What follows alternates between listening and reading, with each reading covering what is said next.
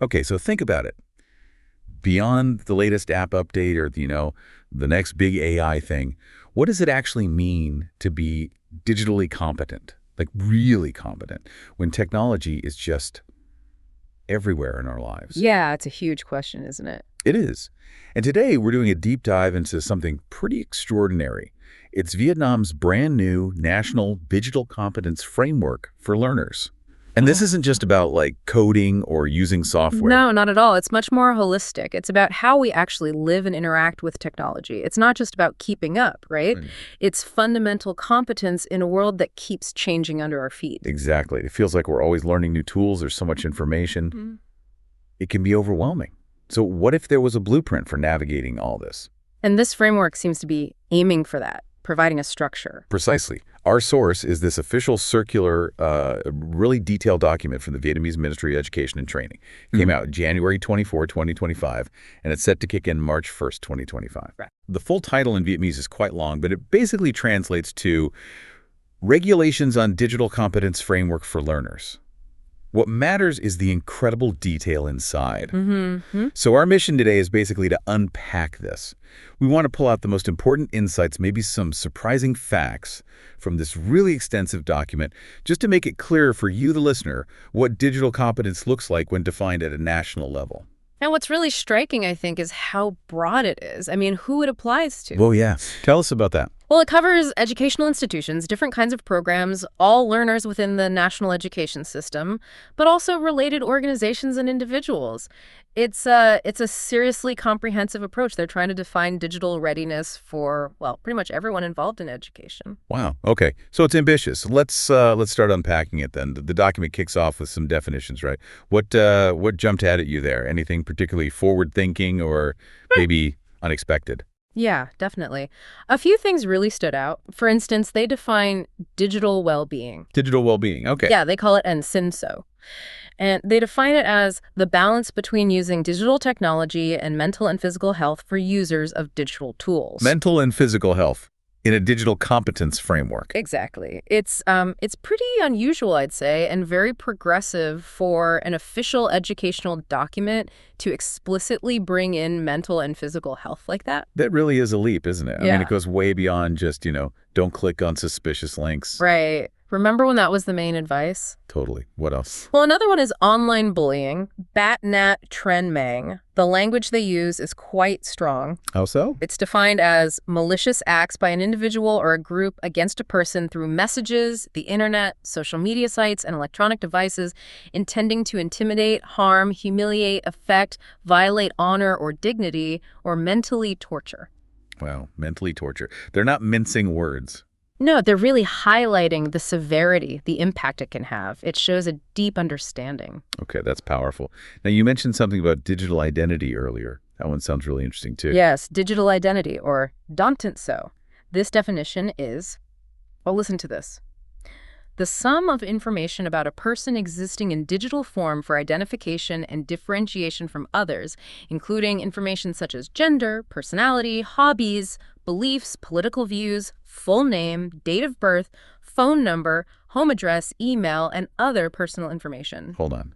Did that say political views? It did. Okay, that's really interesting. An official government document explicitly lifting political views as part of someone's digital identity. That certainly makes you think, doesn't it? About how our online selves are seen, how they're managed, especially within a national context. It definitely points to a very nuanced understanding of just how complex our online presence is. It's not just the stuff we actively share, it's the whole picture. Yeah. And one more definition that shows how current this framework is, they specifically call out generative AI. Ah, Gen AI, of course. Right, trait to Handel-Towson Gen AI. They define it as a field of AI focused on creating new data, which can be text, images, audio, or video, where the programming source is based on previously trained input data. So they're right on top of the latest tech trends. Absolutely. It shows real foresight, recognizing technologies that are actively shaping, the present and the future. Okay, so we've got these really quite broad and insightful definitions. Well-being, bullying, identity, even Gen AI. What does this all mean for the actual learners? Why create this framework? What's its main job? Well, the document lays out 3 core purposes, and they're all pretty fundamental for education there. Okay. First, it's the foundation. It's meant to guide the development of new training standards, help build educational programs, create teaching materials, all aimed at actually cultivating this digital competence in learners. So it shapes the curriculum. Exactly. Second, it's about assessment. It provides the basis for figuring out how competent learners actually are, setting the criteria for evaluating and recognizing their skills. Right, so you can measure progress against it. Precisely. And third, this is crucial. It ensures consistency. It makes sure the requirements for digital competence are the same across the whole national education system. Oh, okay. Standardization. Yes. And it also gives them a way to compare different programs, maybe even benchmark against international frameworks. It provides a common language, a common standard. Got it. So it's definitely not just a simple list of skills. You mentioned it's quite structured. Oh, very structured. It breaks everything down to 6 main areas or domains. 6 domains. Within those, there are 24 specific competencies, like individual skills. 24 skills. Okay. And here's where it gets really detailed. For each of those 24 skills, it outlines 8 different levels of proficiency. 8 levels, from basic to expert, I assume. Exactly. From level 1, very basic, all the way up to level 8, which is expert level. Wow. Could you walk us through those 6 main domains? Just give us a feel for what they cover. Sure. They really cover a lot of ground. The first one is data and information exploitation. Okay, finding and using info. Right, but critically, searching, filtering, evaluating, managing data, using it to make decisions. The second is communication and collaboration in the digital environment. So interacting online. Yep.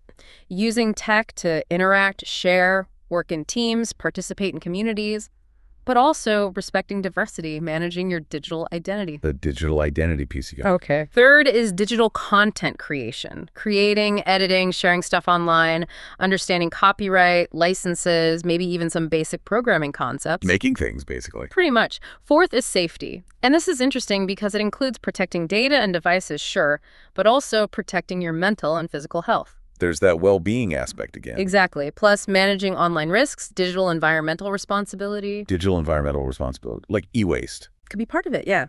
Thinking about the impact. Fifth domain, problem solving. Using critical and creative thinking to figure out issues in the digital world.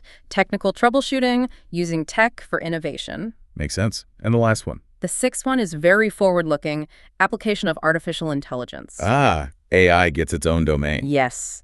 Focusing on understanding AI, using AI tools, evaluating them, and doing it all ethically and responsibly. That ethical piece seems really prominent throughout. What really stands out to you about that list of 6 domains? For me, it's definitely that emphasis you just mentioned. Mm-hmm. Responsible use, ethical considerations, personal well-being.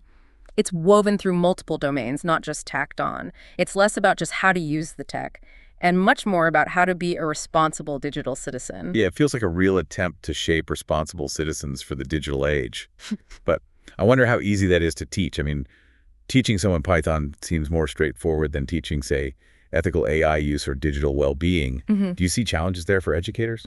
Oh, absolutely. That's a great point. Moving beyond teaching technical skills to fostering critical thinking, ethical reasoning, self-awareness, that requires different teaching methods, less lecture, more scenarios, discussions, reflections. It's definitely more challenging.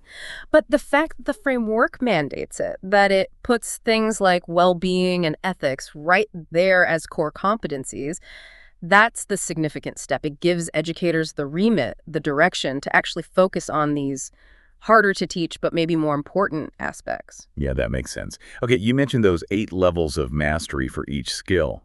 That sounds incredibly detailed. Could we maybe take one specific skill and see how it progresses through those levels, just to get a concrete idea? Yeah, that's a good idea. Yeah. Let's take one from the first domain, Competence 1.1, browsing, searching, and filtering data, information, and digital content. A pretty fundamental skill, right? Yeah, basic searching. Okay. So at the basic level, that's back 1 and 2, a learner needs guidance. They can identify a basic information need, do a simple search, find the content, navigate it, maybe define a very simple search strategy, but with help. Okay, so really just starting out. Right. Then you move to intermediate. back 3 and 4.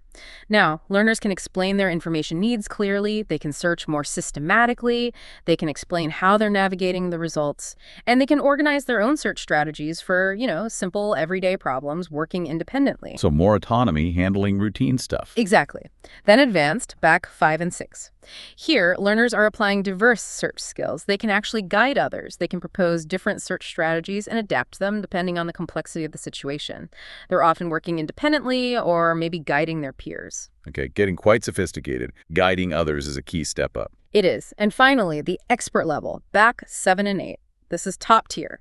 At this level, learners can, quote, create solutions for complex problems with limited definitions related to browsing, searching, and filtering. Wow, okay. Solving complex, ill-defined problems. Yes, or even propose new ideas and processes for this whole area. They're integrating advanced knowledge, innovating, and leading others. That progression is incredibly clear. It really shows how you go from just basic use to genuine mastery and even innovation within one specific skill.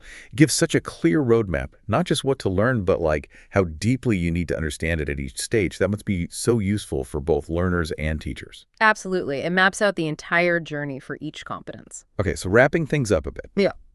The big picture here is that this framework from Vietnam, it really does paint a remarkably comprehensive view of digital competence. Yeah. It's pushing way beyond just the technical stuff. Yeah, it's weaving in critical thinking, ethical behavior, that digital well-being piece we talked about, even environmental awareness. It's a much broader definition. And while this is a Vietnamese framework, it feels like it reflects a bigger, maybe global shift in thinking, doesn't it? Mm-hmm. About how we prepare people, especially young people, for a future that's just saturated with technology. I think so, too. It encourages all of us, really, wherever we are, to think about the wider impact of our digital skills and actions. It's not just about can you do something online, but should you, and how should you do it responsibly? Which brings us maybe to a final thought for you, the listener. The fact that things like digital well-being and ethical AI application are explicitly embedded here, right in the core competencies. It really makes you wonder, doesn't it? In a world that's more and more driven by tech,